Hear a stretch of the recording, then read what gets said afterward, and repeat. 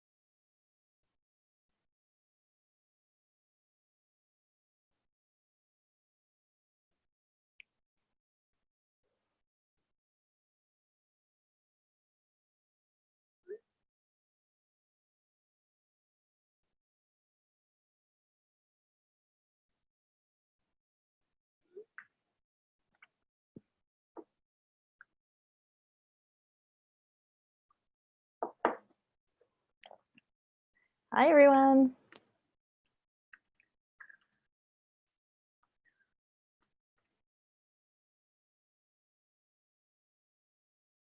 We'll be getting started in a few minutes. Trying to get my co-author in here live. Let's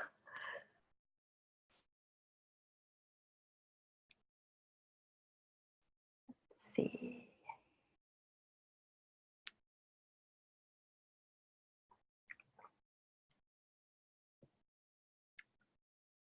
And clicking buttons, doing all kinds of magic. And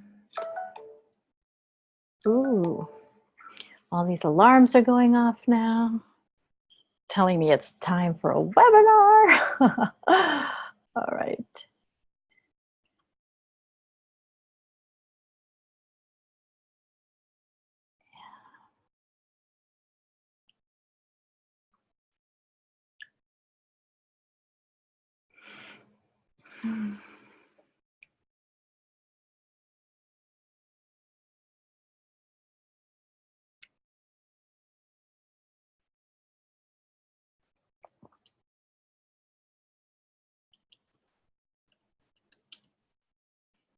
How's everyone today? Let's see. Get back to my window. There we are.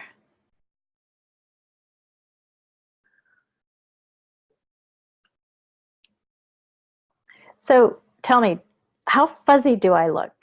Is it my eyes? Is it my glasses? Is it the lighting? For some reason, I look fuzzy to me. Sort of like that soft lighting. If you're of a certain age, you remember the show Moonlighting and Sybil Shepherd, how she would have this really soft lighting. That's what I feel like is happening here, but I don't understand why. What does everyone see at the moment?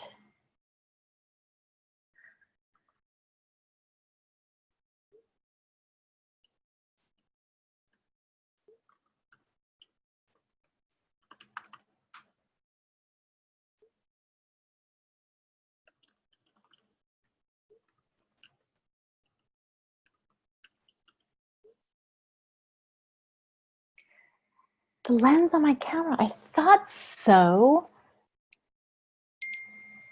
Let me see. I don't know. It might be covered with baby drool or something.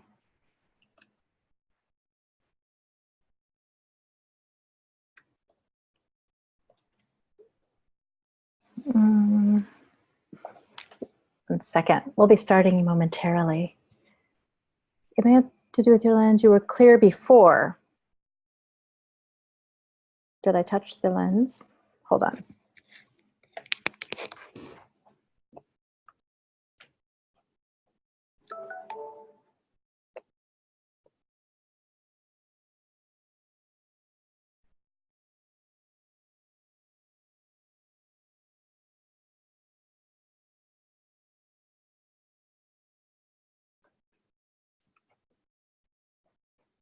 Okay.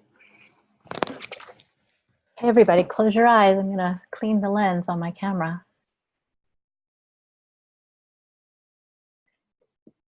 No. Oh, well. It's just that soft mood lighting. It's that Sybil Shepherd thing. It's the glow. I don't know. It's one of those things. So we won't worry about that now because it's almost time to begin, and I'm trying to track down my co-author.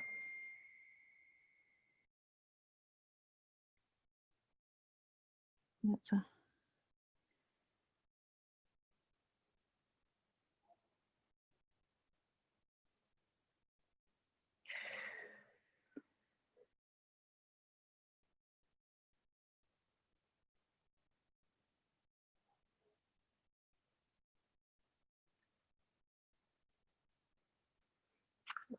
see.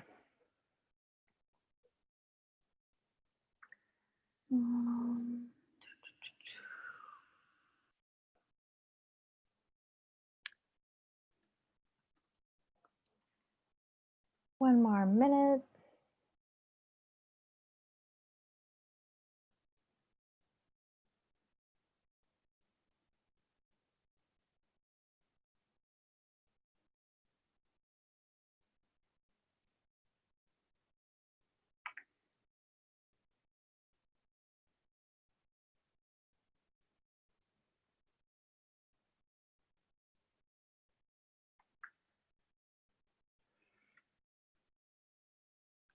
By the way.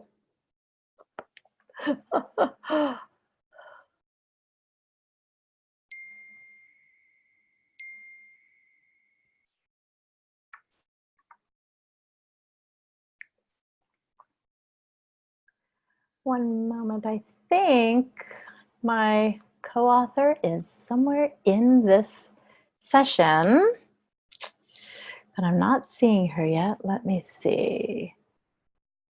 What? Let's see. Hi, there we go. Magic! June, I have added you as a panelist now. Okay. So you should be able to, hold on. Somebody, let's see. Because I clicked on the link that Erica gave me, and it made me register as a. Oh, well, I understand. So are you still there? I'm here. Okay. Trying to promote you as a panelist. And we're already broadcasting live. So we're just about, oh, hold on. Let me just let her know. I figured out, you're very dark. Are you in a dark room? It's 9 p.m. here. I have my lights on, so. Okay. It is very bright where I'm at, so. All right. So we shall get started. It is 5 o'clock. Are you ready, June? I'm ready. You want to put your camera down just a little bit? Is it a laptop? There we go. Just a little. Yeah, perfect. Are you comfortable? Is it hot there? Let me see if I can raise the computer. Got it. A little higher. Okay. It's very hot. It's sweltering. How are you? I was wondering reason why you're in a tank top, because here I am in Alaska. And, you know, Mm-hmm. I have a short sleeves. It's really great here. Let's see, everybody, where are you from? You can type in the chat box.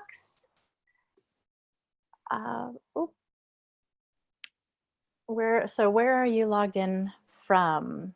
Whoever feels like doing that, please do. And, oh, South Pasadena, California. Okay.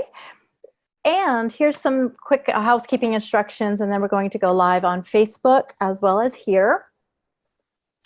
If you could, this time round, put your questions into the chat box as you have them. If you have some questions already, stick them in there. We'll be glancing up. Oh my gosh, someone's from Mexico. Hola.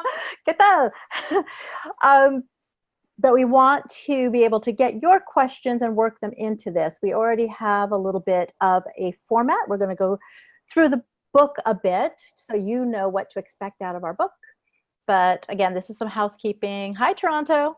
Just letting you know that you should use our chat box today, and we'll be scrolling through and glancing over and keeping an eye on your questions. We'll have a little bit of slides here. Just a little bit. Most of this is conversation between me and June.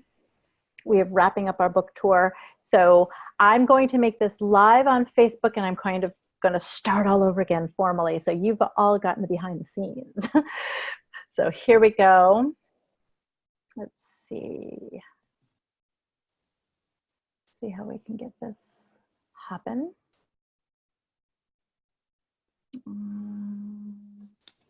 Great. We have a good number of attendees. Yes, and it's going to be growing as we go into a live on Facebook, although we'll probably get a lot of people watching who, hold on one sec. And we're going, it's loading, it's loading. And as they say in television, 3, 2, okay, one sec. I think it's starting.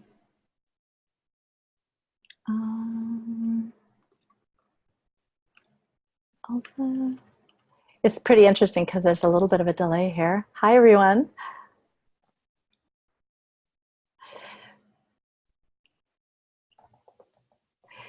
And takes a little bit longer than I thought, but I think it's on its way. Everyone, thanks for your patience. We are about to begin. Okay. Hi, everybody. I'm Aliza Sherman. I'm the CEO of Ellementa, and with me today is Dr. Junella Chin. June is, let's see, I'm trying to just try one last thing. There. June is my co-author, Dr. Junella Chin. She's in New York City. I'm in Alaska. And I see there's a lot of people from a lot of places, Mexico, Los Angeles, South Pasadena, Toronto, coming in to watch this live. You can either be on the Zoom, where you can interact by chat, or you can be on our Facebook page, where we should be broadcasting at this time. So first thing I like to do is to say hi to June. Hey, June. Hi, good to see you again. Yeah, good to see you too after all of this travel that we've been doing. So let me switch over to some slides really quick. I just want to set the stage for what to expect today and thank our sponsors, really important. So it's going to take just a few minutes, and then we will get started on the conversation between June and I, and answering your questions, talking about our book, Cannabis and CBD for Health and Wellness. All right, so I'm going to share my screen with you now and show just a couple of slides here. Let's see. And does everyone see? Do you see my slides, June? I see it. Okay, perfect. Excellent. All right. So first off, I want to thank our sponsors. These are the sponsors from our book tour. They were incredibly supportive of us. Without them, we could not have done any of this. So Care by Design is one of them. What they really pride themselves in their ratios. By ratios, for those of you who aren't familiar, that means the ratio of CBD to THC. So they have tinctures, vape pens, gel caps, topicals, and they're based in California. They do have THC even in their CBD rich products. So they cannot ship, but they are available in the state of California. Next, we have Vital Leaf. They're a CBD company. So they call it the whole plant. They're really bragging about their purity. And I have to tell you, they're a great company. I brag about their taste profile. So if you've ever had tinctures, you know that, they sometimes taste unusual. If you're not used to that flavor, it might be a little bit off-putting. Well, Vital Leaf has mastered the delicious flavors. And also they have chocolates. They have capsules, and let's see, chocolates, capsules, yes, and their tinctures. So Vital Leaf is a great company as well. They can mail to you. They can ship to you if you're allowed to receive CBD. Keep in mind, it cannot cross international lines. It can definitely cross state lines into states where it's allowed, but it cannot go from the States to Canada. Sorry, Canada. Sorry, Toronto. My Jane, by women for women. My Jane is a community and a service for you to curate a box of CBD and THC products. And those products can range from sleep aids to relaxation to pain relief. It really depends on your needs. And they're very good at customizing an experience and delivering a box to your door if you live in California. Right now they're in Southern California. They're breaking into other parts of California. That's My Jane. Highland Pantry. This is micro dosed mints for the boomer babe. They're really looking at the idea of microdosing, taking very, very small amounts of THC with your CBD. And they have 3 different levels, mini, midi, and more. And they're not on the shelves yet. When they are, they'll be available at dispensaries in California and probably other delivery methods in California. Strain Print, a Canadian company, woman-founded. It's an app, first and foremost, to help you journal your cannabis wellness journey. We say in our book, you need to keep a journal, what you're taking, when you're taking it, how you feel, what it makes you feel before and after. So this is an app for either iPhone or Android phones that will help you keep track. And they also have an online community. So that's Strain Print out of Canada. Then we've got Aria Vape, vaping made simple. They innovate really interesting new accessories, the tools that you need for vaping. One of them is Simple Squared, and they happen to have an Ellementa branded Simple Squared. It is a cartridge battery. So that means that you have to purchase your cartridge that has either CBD or THC or a combination, concentrated. And then you screw it onto the cartridge battery. That's what is the heating or the warming element. They made it squared so it doesn't roll off the table. It's a really clever device. And instead of 5 clicks on and off, it's 2 clicks on and off. So good if you have problems with dexterity or you're just looking for something simple. Now, our goals today, empower you with better information about cannabis for health and wellness. And I would just want to quickly introduce you to Ellementa. Ellementa is the host of all of this. That's my company. Just want you to know what it's about. And Dr. Junella Chin is an advisor for Ellementa. We do events. We are in over 60 cities across North America. And we're in Jamaica, and we're about to launch in London. We're trying to be in your neighborhood. We partner with women to bring better information about cannabis and CBD straight to them in person. We are there with experts. We bring on either panelists or expert speakers to share information and knowledge. But the really core about these events we all get a chance to talk, share our experiences, so we learn from one another as well. We also will recommend products. We're very careful who we recommend. We work with companies that test. We work with companies that will reveal what's in their products, especially with companies that empower women or believe in the education of the consumer first and foremost before selling. So we really do look at carefully at the products we recommend and the companies we work with. And then content, we produce content like these webinars, like articles on our website, blog posts, emails, to provide you with better information and direct you to great other resources besides ourselves and other events that you might be interested in. And of course, the book, we're here to talk about the book. So, and before I do that, let's just say hello again to Dr. Janella Chin, and here's her great bio. You'll all be able to see this on recording afterwards. But the thing that you need to know that she is a doctor, and she practices cannabis medicine along with other modalities, and she's basically an integrative physician. Am I saying this right? You're an integrative medical doctor? Yes. June, why don't you just do a quick voiceover right now and give the nutshell of what you do? Sure. So thank you so much, everyone, for joining us this evening. I see some familiar names. Kimberly's here. Dr. Greenstein is here. Dr. G, she met us in the Rita House. Oh, so, great. Yeah. So welcome. So I'm an integrative physician, and basically what that means is I am a conventional doctor where I can write regular prescriptions, admit you to the hospital.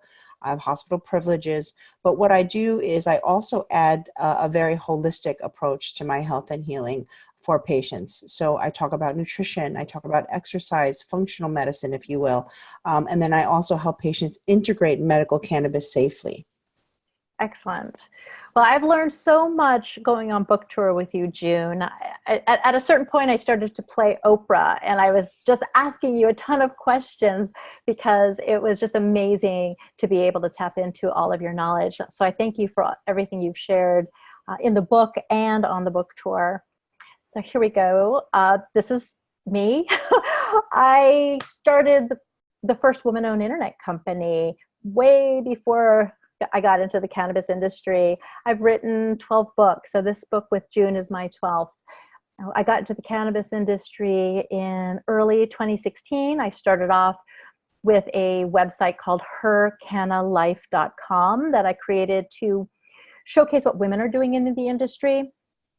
And then that quickly morphed into Ellementa, which filled a need that I saw of a safe space that women could go to and talk openly about cannabis and CBD, not have to look over their shoulder, not have to worry about who might hear or know, because we were all in the same boat wanting to learn how to feel better with a natural remedy like cannabis. So that's a little bit about me. We're going to dive into the book, but first I'd always like to just do this quick, what is the endocannabinoid system for anyone who's listening who does not know. We definitely talk about this in the book, but just so you can understand some of the terms we're going to be using as we begin our conversation. So the endocannabinoid system is a system throughout our entire body that lays over all of our other systems, like our reproductive system, respiratory, digestive, nervous, immune. It is consisting of all of these receptors. The ones that we know the most about are CB1, which is throughout our body and brain, but CB2 tends to be mostly around our immune system. And there are things that are present in the cannabis plant that interact with our bodies and brains. So these receptors and this system was really discovered in the late 80s and early 90s, which is why we didn't learn about this in 5th grade science class.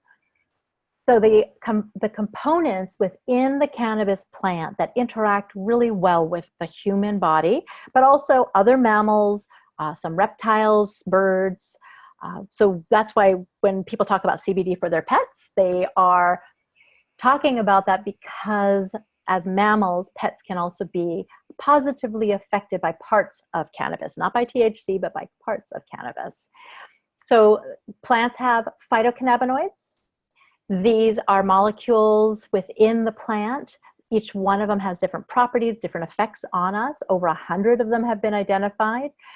I've heard 113, but recently I heard 175, and somebody else just recently said 190. June, what have you heard in terms of the number of cannabinoids within the cannabis plant? It's growing rapidly. As you know, research is surging right now internationally.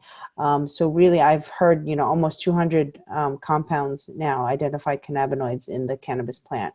It's really a super plant. It's a super plant, like a superfood. Exactly. That's what I love to say. That's also when people say, how can cannabis do all these things? Well, it's because it's an incredibly densely populated plant with all of these different chemical compounds. So another type of chemical compound within the cannabis plant are terpenes. And terpenes can also be found in things we're very familiar with, fruits and vegetables. So for example, if in the picture you see on the slide, pine trees, conifer plants, they have pinene, alpha and beta pinene. Well, that is also a terpene present in cannabis, and pinene can be very sort of antiseptic, antibacterial, antimicrobial. It can, oh gosh, okay, now I'm testing my memory. It can do a lot of other things. I'm gonna look in our book. So limonene or limonene is found in citrus plants. It can be mood lifting, and that's also in cannabis. Myrcene can be more sedating and relaxing. That's also found in cannabis, and as you see here, in mango. Linalool is what makes lavender more like lightly sedating, relaxing as well. And linalool is something that is also in cannabis. So when we have these conversations trying to normalize cannabis, talking about terpenes, I think, June, is a really great way to make it, to show that cannabis is a plant, and it's like the plants that we often already consume. Isn't that right? Right. And the terpenes is actually what gives the cannabis plant its pungent odor.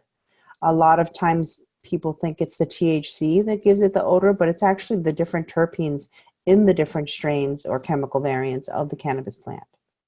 And I think that the other thing that people don't realize about terpenes is that they can affect how we feel when we're consuming cannabis, and they can affect how the cannabinoids might be affecting us as well. So everything within the cannabis plant is interacting with the other compounds within that plant and interacting with our body in different ways. And so I think that's really important for us to understand a little bit more about the chemicals in the plant naturally produced that are affecting us. Correct. And then the last thing is the relationship between these cannabinoids. If you take a look at this chart, when a plant is raw, when it's actually there still growing in the ground or just pulled, not transformed in any way, these cannabinoids are in an acid form. So if you were to juice leaves, you're getting some THCA, but you're not getting the THC that's been activated, the delta-9 THC that's going to make you high. So once it's heated, then it converts into a different form. That acid is removed and it becomes a more activated form of CBD or THC. And then as it ages, exposed to light, exposed to air, it will then convert yet again. And this is where CBN comes in. You're going to hear a lot about CBN as more companies produce products for sleep aid, because CBN is quite the sedative. But CBN is also the cannabinoid that might make you paranoid if you have too much of it. So when your pot ages, like when you're not putting it in a careful sealed container, then it will convert into CBN over time. And that's why we used to get really paranoid in the 80s, those of us who might have tried it once or twice. So understanding there's just such a complex, and you use the word galaxy, like galaxy of receptors, but I also like that as sort of a galaxy of chemical compounds within this plant. So this is what makes it medicine. All right, we're going to get back to the live video. So I'm going to escape out of this and So there we go. Okay. Now, usually I'm able to do both of us on the screen at the same time, but I'm going to be like a producer, and each time one of us is speaking, I will switch back and forth to make sure that we are shown as we talk. But first I wanted to show the book. Can everyone see that? We are incredibly proud of this book, and we're really just grateful to 10 Speed Press for the amazing job that they did. It's a beautiful book. It's got amazing photography. They took their time. They designed it well. So it's not just an incredibly useful book, but if I do say so myself, it's gorgeous.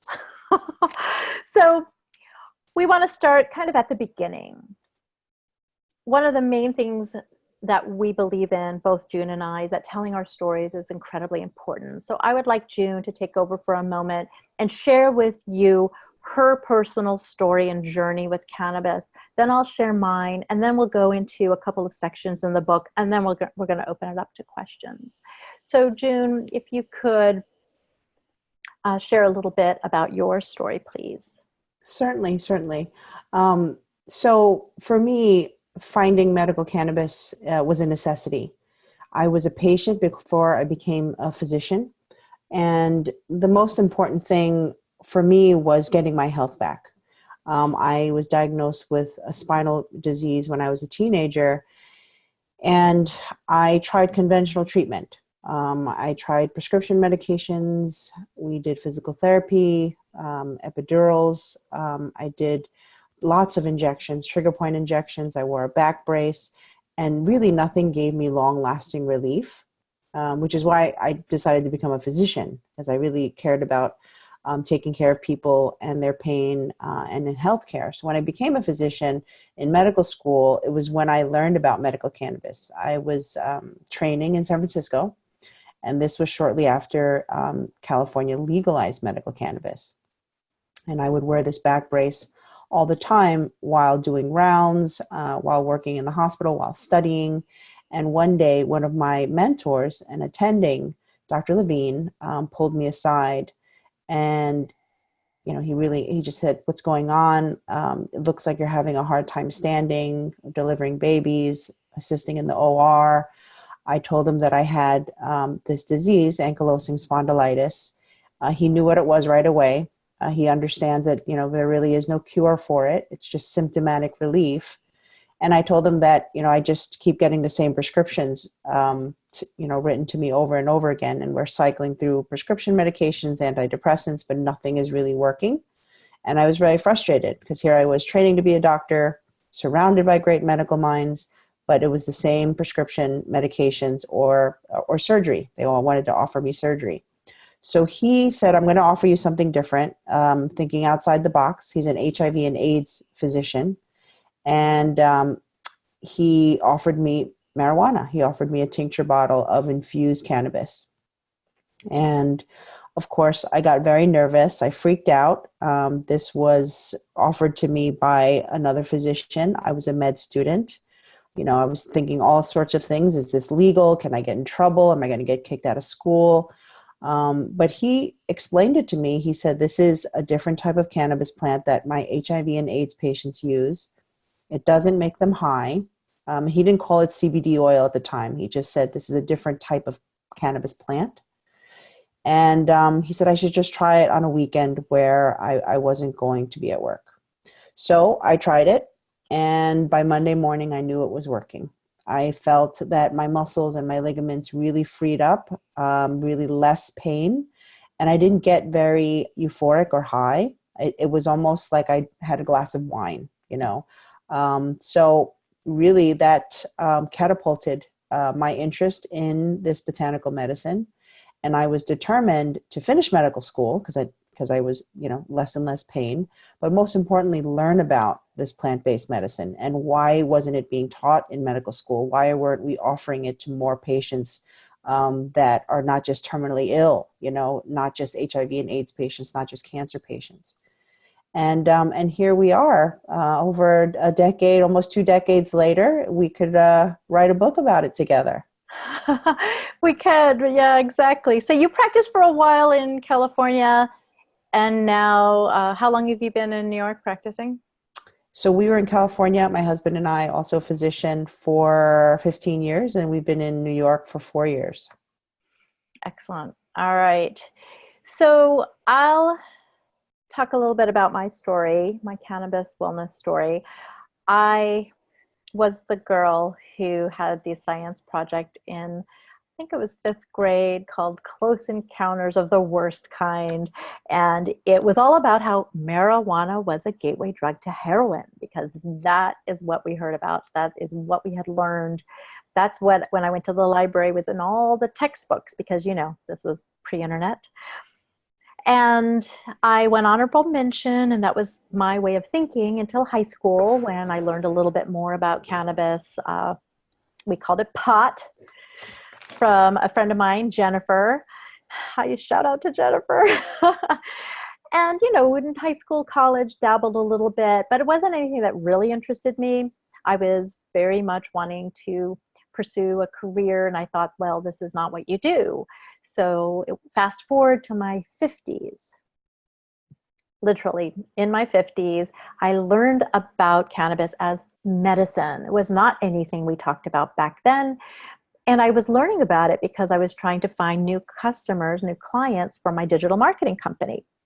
I looked into the cannabis industry, started to read more about the plant. I was the one who was paranoid, looking over my shoulder constantly. But I was also, speaking of looking over my shoulder, not able to turn my head. And I had 2 frozen shoulders. Then I had arthritis in my neck. I was in so much pain, plus menopause. I was not able to sleep very well. When you don't sleep, when you've got all this inflammation and all this pain, you have a pretty miserable life. So I was suffering a lot. And when I started to read about cannabis as medicine, as pain relief, as a sleep aid, it was all new to me. I was skeptical, but I talked to more women about it. I learned about vaping. I learned about CBD. I learned about a lot of other things. The first night I tried just a little bit, right before bedtime, I slept through the night. And I woke up the next morning and I literally cried. I had never experienced that kind of relief. So if you've lived in chronic pain and you can't break that cycle, and I refused opioids, I hardly would take Advil, and then you don't have that pain anymore, you want to use the word miracle, but this is not a miracle. This is good medicine. It has properties that can take away inflammation, that can help with pain, that can aid with sleep. So it's not a miracle, it's medicine. My next thought after I felt like, oh my gosh, I can't believe this is real, is I can't believe more people don't know about this and they're not talking about it, and that I can't believe it's illegal, and I can't believe that women don't know about this. It's so important for us, particularly as women with our multiple roles. We're taking care of everybody. We're taking care of our children. We're taking care of our aging parents. We're taking care, well, we need to take care of ourselves, and we're not doing it enough. That's why Ellementa started. That's why we do what we do. That's why we do these webinars, because we know if we tell more women, they're going to tell everybody. Their partners are going to benefit, everyone in their family, their girlfriends, their best friends, their circles, their community, their colleagues, all of that. So with that said, I want us to kind of break into more of the book now. So there is a history lesson in the book. Because most of us don't know about the history. For those of you who don't know, cannabis was being used since ancient times as medicine, used in religious rituals, used to take care of women while they were pregnant, to take care of them during labor, to take care of them postpartum. It's been used as a mood elevator. It's been used as a pain reliever, so many things. And so it wasn't made illegal until the beginning of the 20th century, when several men in high power, lots of money, highly placed in government, decided they were going to banish this because it was competing with their industries. So it was all about greed. we don't learn about this in the history books, as they say, but this is sort of the history that we have that brought cannabis to this state that it's in now, which is very fragmented and illegal. So knowing the history, I think, is a really good framing. Was there anything, June, that you have heard about sort of the history and the backstory of cannabis that you found interesting or surprising, or that you think people should know more about? What's interesting is, can you hear me okay? Yeah. Oh, okay, great. Yeah, you're great. What I found interesting in looking at the history, and I'm not a history buff, is it was sort of a perfect storm. You know, it was during the period where there was, during the Dust Bowl era, when farmers and agriculture were suffering. And we have Mexican immigration coming in to the United States. And also around that time, it was when pharmaceutical industry started to rise.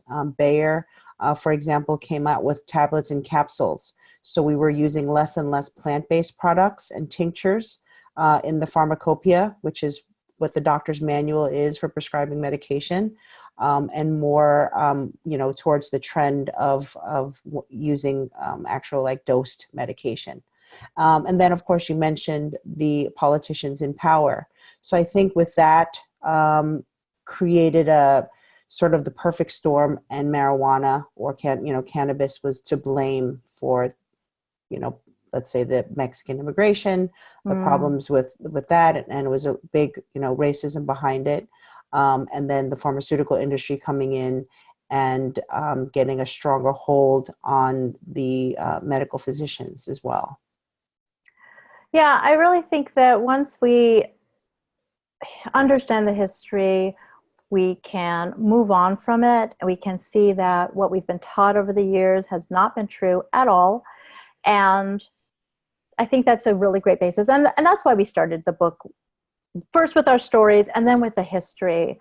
I think that is a great way of setting the stage for the rest of the conversation and the rest of the content of the book. So next we really go into the botany of the plant.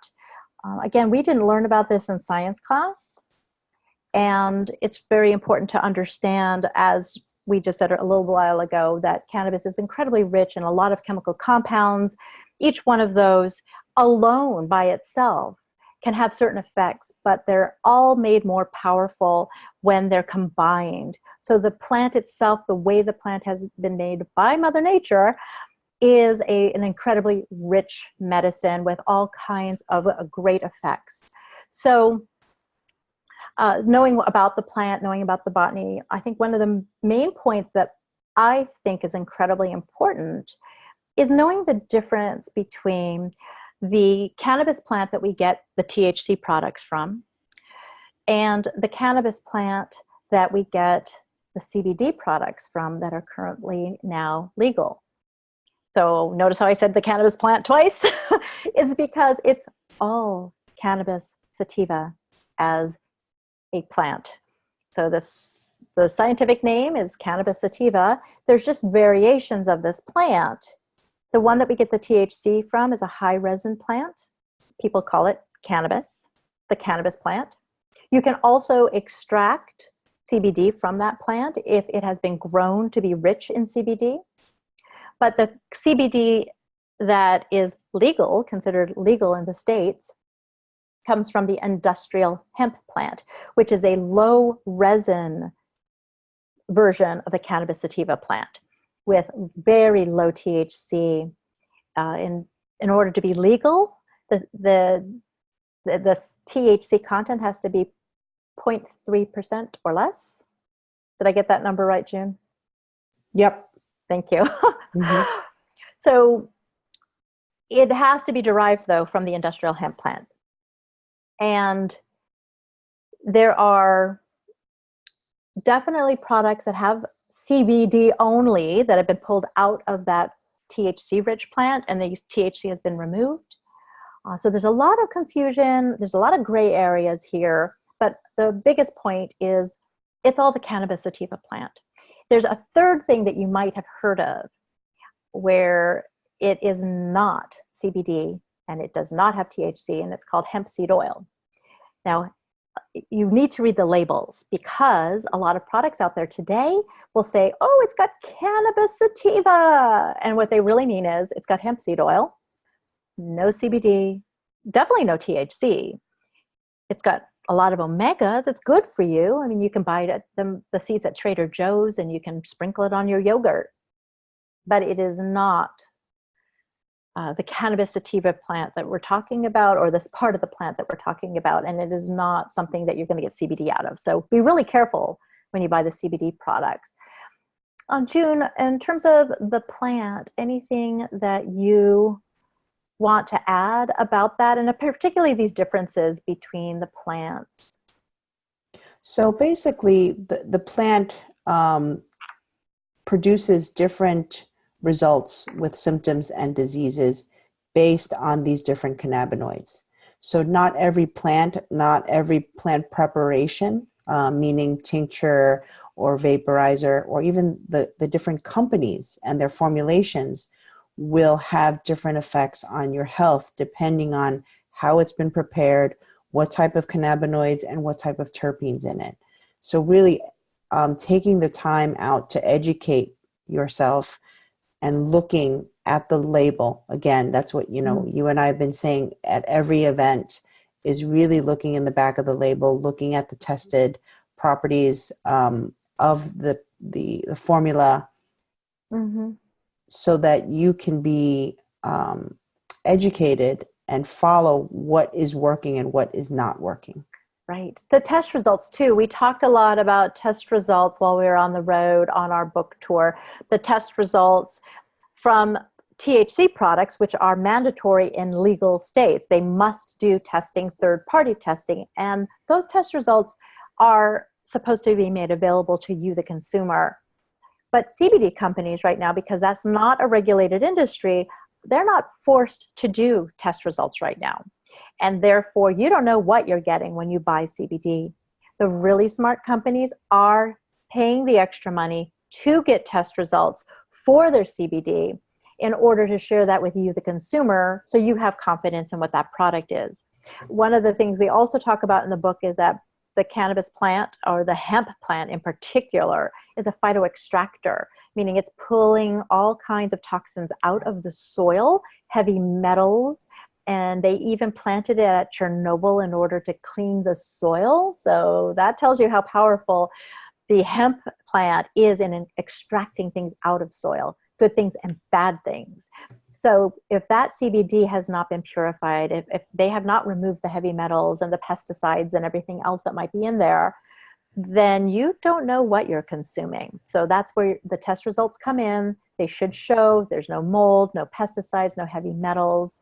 These are the kinds of things, we want you to be a smart consumer. Our book is based around smart consumption and smart purchasing, doing your homework, reading the labels and reading the test results. So some of the other things that we talk about in the book are the different forms that cannabis can come in now, and the different ways that you can consume cannabis. It's no longer just pipes and bongs and brownies, although they all still exist. And that's obviously a preference if some people want to consume in those ways. But, what are some of the different forms that you recommend to patients, for example, June? So the main question is, what's your goal, right? So do you want something that's fast acting, or do you want something that's a slow release, an extended release?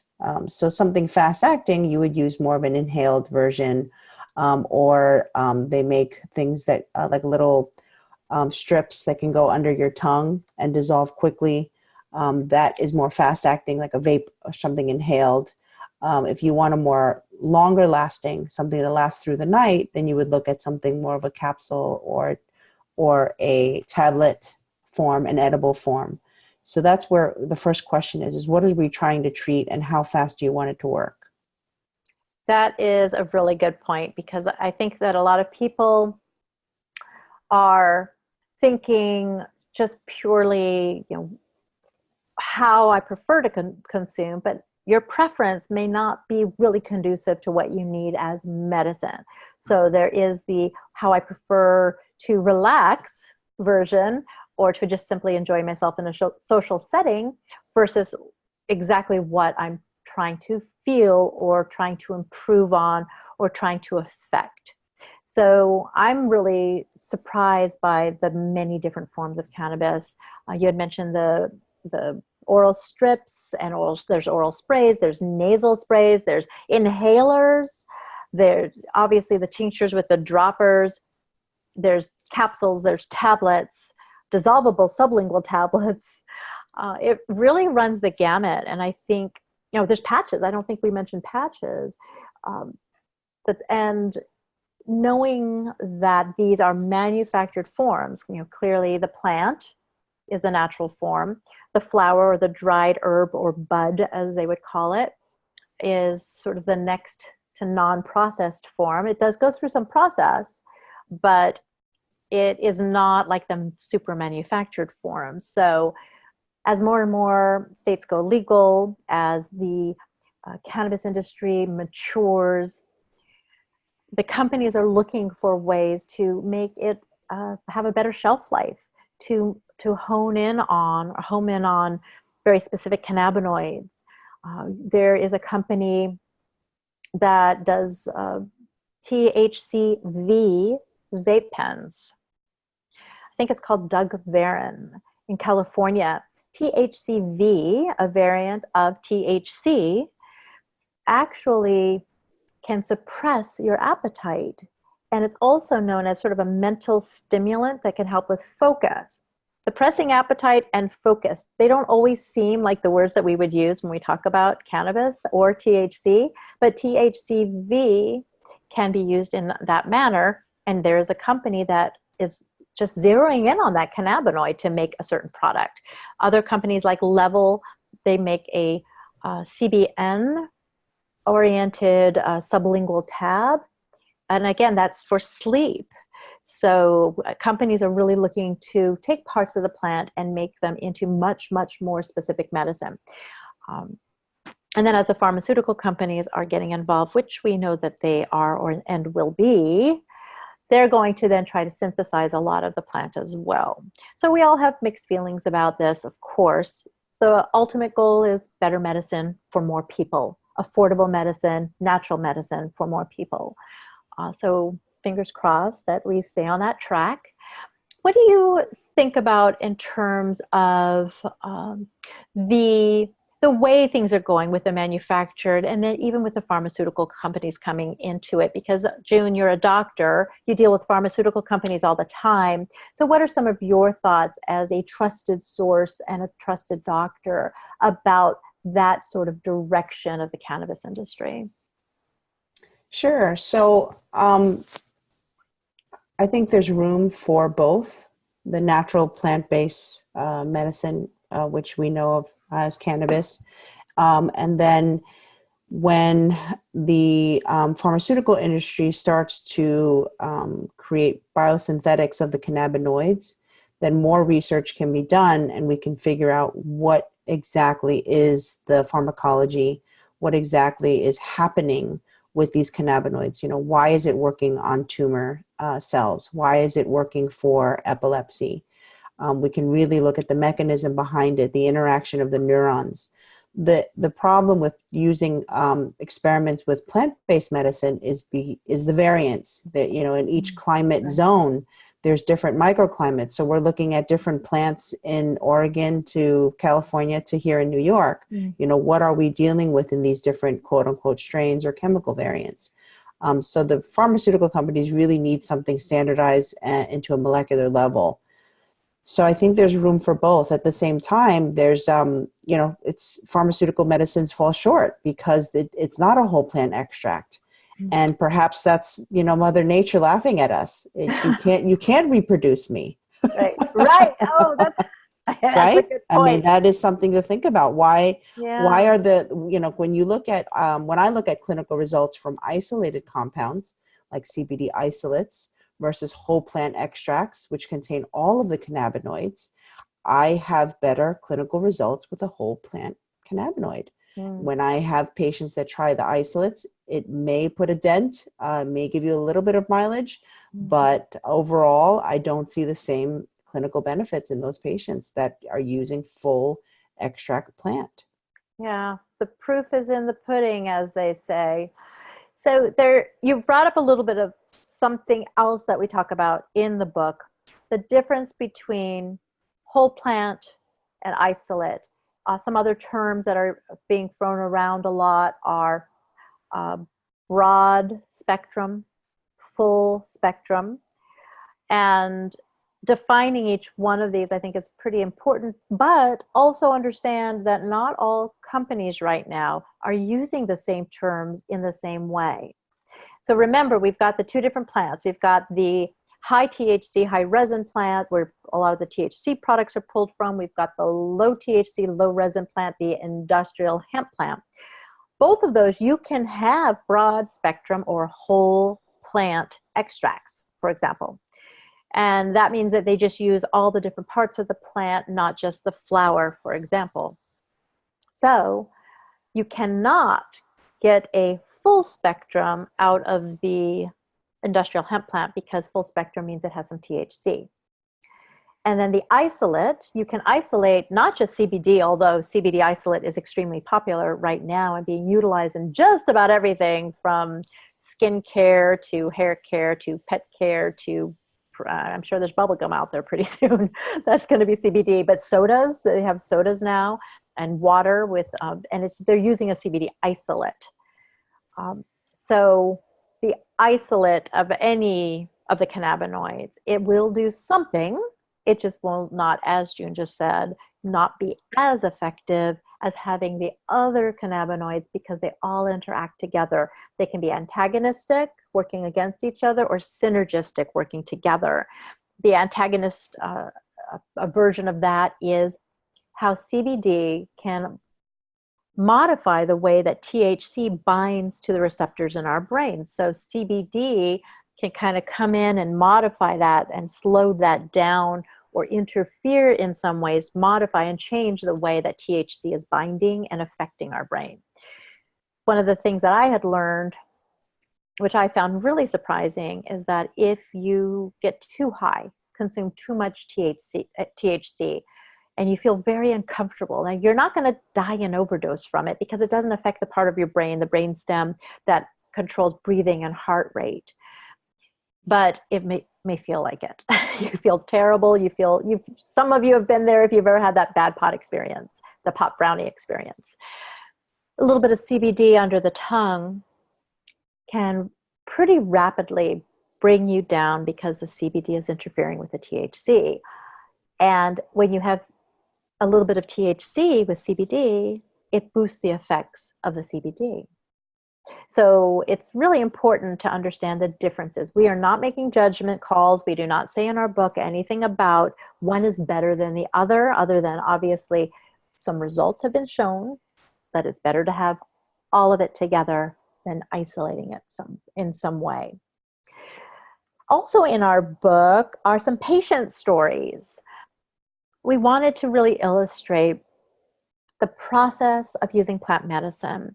As June said, it's variable. It is incredibly variable. So you need to know what you're getting and also keep track of what works for you. And if you're getting a more manufactured form of cannabis, you're going to have a lot more precision there and a lot more accuracy when you find your right dose. It's very individual. What works for one person may not work for another person. What works for your neighbor may not work for you. So keeping track and knowing what works for you and then being able to repeat that, well, that's where the medicine comes in, and being able to take the medicine on a regular basis and get similar effects each time. But plant medicine is very, very variable. Can you talk a little bit more about that, June? Because the stories in the book really show it's about kind of calibrating and titrating and finding the right combination, not just of strength and ratios and doses, but also forms. Maybe even throw in one of the examples of the stories that illustrates how you have to make these changes over time. So for one of our patients, we had an insomnia patient, and she needed two forms. She needed the vaporized form to fall asleep, and then she needed the capsule form to stay asleep. So we, of course, we adjusted this was over time. We didn't find that out right away, but she was able to find her combination. She tried the dry flower form, and that gave her a burning throat sensation. Mm. So when she moved to the vaporizer, it was a little bit easier and didn't make her throat as raw. But then there's different vaporizers as well. So there's certain vaporizers that might be more irritating than others. But the purpose of this story, of this patient's story, is that you might need two delivery methods to get the results that you want, because the vaporizer will work between 30 seconds to 10 minutes and help you fall asleep right away. But then if you're waking up at 2 a.m., 3 a.m., 4 a.m., it's because the vaporizer has already lost its effectiveness. It's worn out. It only lasts a couple of hours, in which case why you're taking a capsule or a tablet, or an edible, for example, because it won't kick in for another couple of hours. So let's say you go to bed at 11, it won't kick in until 2 or 3 or 4 a.m. And that edible will take you through the night and keep you asleep. Yeah, I found that really interesting, that it has to do a lot with the duration that something is going to be effective. And so by sort of layering the different forms, you end up getting the full effect that you really want. And somebody did ask actually a question about vaping versus smoking, which is the healthiest way to use cannabis, to consume cannabis. Her throat tends to get raw from either one of them. So you did bring up that some vaporizers are going to be a lot less sort of irritating in terms of the amount of vapor that it produces. So that would be less irritating with it, sort of a finer, less dense vapor. But what do you say when people say, which is healthier, vaping versus smoking? When you're smoking the dried plant, you're burning plant material. So there's always some byproducts, that you're going to get. You're going to get more carcinogens. With vaporizing, there's many different vaporizers out there with different technology. The REO vape, for example, that you mentioned, will heat up the oil at a certain temperature, so it won't burn it or overly heat it. Then you have to look at additives in the actual vape cartridge. Is there polyethylene glycol, PEG? Because that's very irritating, and oftentimes it's used as a thinner for those vape cartridges, and you'll find those PEG solvents in those Juul vapes, nicotine vapes. But a lot of cannabis companies are doing away with PEG and using different MCT oil, for example, which comes from the coconut plant. So you really have to do your homework and try different vapes. And then, of course, as I would sort of suggest, get the book. Everything is out. Yeah, these are great questions. Everything is outlined in the book. It really is. I mean, the fact that it's, it's easy to read, it's not super dense. It's your starter book, but it's also that trusty book that you can turn to when you're really looking for some answers. It is a great book to share with your physician. I know, June, you were saying this a whole lot on the road. Get this book for your doctor to start the conversation. In the back of the book, we've got a lot of studies that we use. In fact, this is only a fraction of the studies. Just a mere fraction, because of page count, we had to take out a lot of it. June has some on her website. So if you are interested in seeing all the different studies, how many citations, June? You say this number, and I'm always so surprised each time you say it in terms of how much research is out there. If you look globally, there's over 20,000 medical citations. So you really, the research is out there. And this is not just, about cannabis for symptoms, but it's also the mechanism behind why cannabis works. So when I do grand rounds and I tell my colleagues, my fellow MDs and DOs, that there is research that talk about these receptors, that talk about cannabinoids, why it works in our body, why it doesn't work in our body. It's just, we have to take the time out to dig through it and read it. And we gave a lot of information this evening. I know it's a lot to handle at one time, but that's what's great about the book. We sectioned it off so that you can read a little, experiment on your own, and come back to it, because you can read the same chapter, 2 to 3 months apart, and it has a different meaning for you if you tried different cannabis products, if you're at a different point in your life with different health issues, or if you're taking care of a loved one. Yeah. Speaking of taking care of a loved one, we do have a question which might be getting a little bit too specific. So we always say that, well, normally I say we're not doctors, but we just happen to have a doctor with us today. But we are not diagnosing. We are not making recommendations specifically to you. It's very hard for us to say a specific company or brand, for example, although we're happy to share information if we've got it in a way that is appropriate. And especially since June is a doctor, she has to be very careful about what she is able to say and not say. But I will read the question. We'll address it as best we can. And you could certainly follow up with us on an individual level, follow up with June in particular as a doctor. So it's, my son has autism and a seizure disorder. His seizures are controlled by medicine, but he doesn't sleep all through the night. He's irritated or fussy during the day. I think full sleep could help the irritation, but autism and a seizure disorder, it's a little tricky. Can you suggest a particular company or CBD oil that could help him?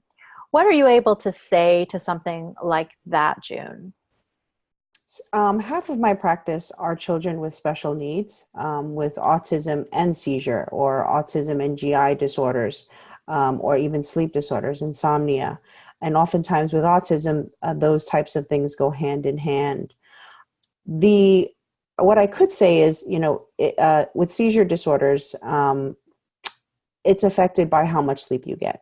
So if there's lack of sleep or stress, oftentimes patients will find that there is a buildup in seizures.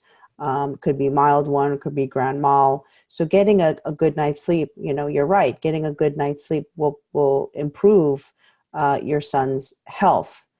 But the tricky thing about seizure medication and cannabis and CBD is that it affects the serum levels, the blood levels of the seizure medication in the patient. So you have to be careful. There are medication interactions. So my patients that are on seizure medications and cannabis, I have to work with the neurologist very closely to make sure that the anti-seizure medications are at the right level, because the cannabis can affect that. Mm-hmm. And I think that's what we need to really re-emphasize is cannabis as a plant, as a medicinal plant, as medicine, can interact with the other medicines that you are taking. It can also help eventually, with the proper guidance, replace some of the medicines that you're taking. June, you talk a lot about the idea, is it called polypharma? Polypharmacy. Polypharmacy. Yes, thank you. Yeah. And maybe talk for a moment a little bit more about that and where cannabis could potentially fit in a safe way. Right. So a lot of my patients are on multiple medications, a whole list, especially my elderly patients, which is what we call polypharmacy. Usually they're on a pain medication, a sleep medication, anxiety medication, and an anti-constipation or an appetite booster. So the great thing about cannabis is it can help possibly eliminate 4 to 5 different prescription medications because it works as an appetite stimulant. It works to help with sleep and relaxation. It's a mood lifter, and it also helps with pain and inflammation. So working with a doctor that is an integrative doctor that can help integrate medical cannabis with prescription medications, or is a doctor that's willing to work with the other physicians, is key, because you don't want to cut off your other medications abruptly. You don't want to adjust, change the dosages of other medications because your body's gotten used to it. Your body chemistry, your brain chemistry has changed based on those medications. So working with a healthcare provider to wean off or eliminate or reduce those medications might be warranted. Well, it can be complicated, and I think that's something that sometimes people get a little bit concerned about. We're so used to these days, we've been trained to take a pill, and that pill says every 4 hours, or to go and get something right off the shelf out, at the pharmacy, and we're just used to a different kind of way of taking medicine. So understanding that it is a little bit more complicated, but it can be a lot more effective in a lot of ways with a lot less bad side effects. I think that, to me especially, is something, I didn't want to take hormone replacement therapy. I did not want to take opioids when I was in terrible pain. I did not want to take Ambien or other sleeping pills, the biosynthetic sleeping pills, because I was afraid. I was afraid about the addictive qualities. So being able to have a natural remedy is great, but treat it like medicine. Don't treat it as, honestly, we should be treating our vitamins and the supplements we're taking, all of them. That's what I heard you say, June. Like even vitamin C can have an effect on other medications we're taking. So the premise of our book is really to put into your hands the information you need to take charge of your health. It is to give you fact-based information that creates a more powerful consumer. The more you know, the more you can take good care of yourself and your loved ones. Anything else you wanted to add before we sort of kind of come to a close, June, that you want people to know about the book or about cannabis and CBD in general? I think we covered everything. My goodness, it was a great action-packed, info-packed hour. Yeah, it actually was. Let's see. We have one more. Is this a question? This is a question in terms of career. Please be in touch with us about that. We've got some great partners like Tokativity and Women Grow who can help you with career and business if you're looking to get into this industry. Ellementa is really focused on the health and wellness aspect. It's focused on how you can use cannabis as medicine. It's all about educating the female consumer so she can basically take care of everyone, because kind of that's what we do. Once again, this is our book, Cannabis and CBD for Health and Wellness. We are working on another book, actually. We've got a proposal out. It looks very promising. I didn't tell you, June. So far, very positive response. So fingers Wonderful. crossed. Yeah, we're really looking forward to finding more ways to continue the conversation, to open that up to everybody, to make this normal, not to make this something scary, and to definitely make sure that it becomes legal in more places and that more people can get access to this healing plant, this ancient healing plant. I want to thank everyone for being here. Our time is up. I'm so excited that we had this time. June, great to see you. We will continue to promote our book. We'll continue to answer questions and to educate, create content, and hopefully go on a couple of mini book tours, meet up with more of you face-to-face. We really appreciate you being here. Thanks again to all of our sponsors. You will get a recording of this. If you have registered, you're going to get a recording of this webinar. You'll be able to see special offers from all of our sponsors from the book tour.